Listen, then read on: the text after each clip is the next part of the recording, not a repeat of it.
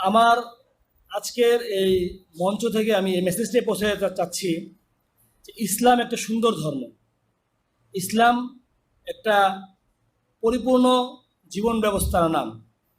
মানব জীবনের কোনো কষ্ট, কোনো দুঃখ, কোনো ব্যথা, কোনো বেদনা ইসলাম কারো উপরে চাপিয়ে দেয়নি, না পুরুষদের উপরে না মেয়েদের উপরে। আল্লাহ রাব্বুল আলামিন পবিত্র কোরআনে কারীমের মধ্যে সুস্পষ্টভাবে ইরশাদ করেছেন, লা ইউকাল্লিফুল্লাহু নাফসান ইল্লা উসআহা। অপরদিকে আমার বড় ভাই তিনি আমাদের সামনে আয়াত পাঠ করে গেলেন, ফানকিহু মা তাবা লাকুম মিনান নিসাই মাসনা ওয়া সুলাসা রুবা।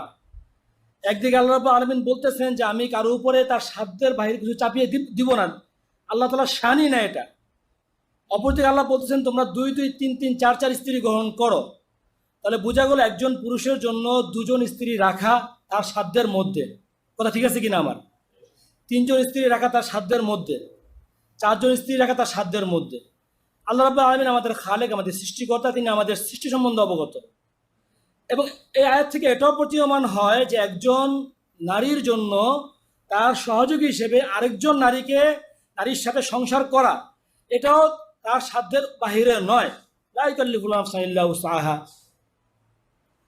2 জন স্ত্রী, 3 জন স্ত্রী, 4 জন স্ত্রী, 4 জন বোনের মতো তারা জীবনযাপন করবেন।